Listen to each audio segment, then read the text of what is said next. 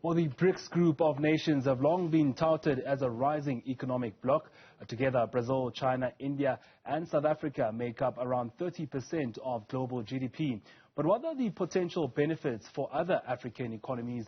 We're now joined by the BRICS chairperson, Busisiwe Mabuza, who's in Nigeria to garner some support ahead of the BRICS summit.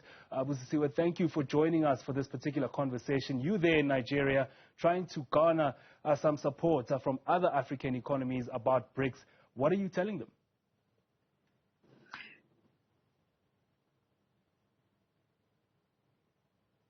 As well as the Department of International Relations and Cooperation, and of course South African tourism, to come and say to our African brothers and sisters, especially those based in this fantastic economy of Nigeria, that we would like them to not only join us during the BRICS Summit Week activities in August, but also to now sit firmly at the table with us as Africa sits across the table with the BRIC nations and seek a more equitable opportunity for investment and trade.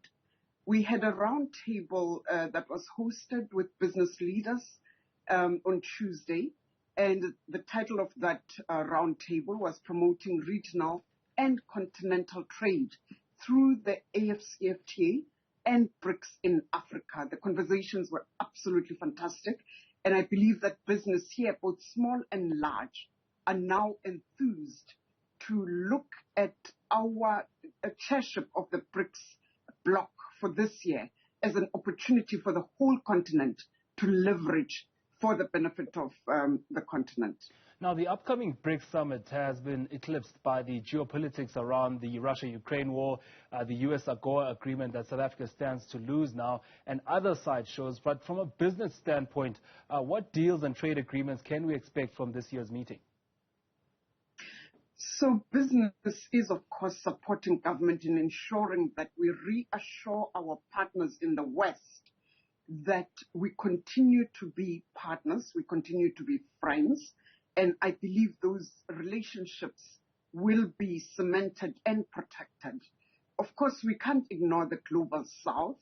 You've indicated at the beginning of this conversation that BRICS now represent over 30% of global GDP. We're looking at 42% of the world population. The opportunities that business is looking at are to leverage energy, experience and expertise of the BRICS nations to solve for the opportunity that Africa and South Africa presents in the energy space. We are looking forward to an opportunity to launch a Just Energy Transition Africa Center of Excellence, and that has been fabulously received by our counterparts here in the continent who have already been doing quite deep work in the energy sector. We're focusing on agribusiness. We saw the impact of the Russia-Ukraine war on food availability, food security, as well as fertilizer availability. And we are garnering support from our counterparts in the continent to make sure that we also start increasing the availability of fertilizer through our own initiatives on the ground in the continent and received by all. May I just indicate something? Can I just get in there, Busisiwe? Just one last question before we run out of time. How will the BRICS vision align with other African policies that are already in place, like the African Continental Free Trade Area? Because, of course, there is interest from Asia, interest in terms of Russia and China, as well as India. But we also have our own plans on the continent. Will the two align as you try and raise support amongst other African economies?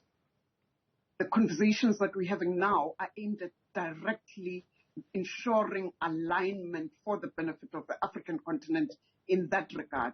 There can't possibly be a chance that they wouldn't align. The African Continental Free Trade Area presents a 1.2 billion people strong bloc for the BRIC nations to look at going forward, which will hopefully be even more integrated as we move towards ensuring that we implement the AfCFTA. So we are now in conversation to ensure precisely that alignment for our benefit. Well, that was the SA BRICS Business Council chairperson, Busisiwe Mabuza, talking to us ahead of the BRICS summit happening in August.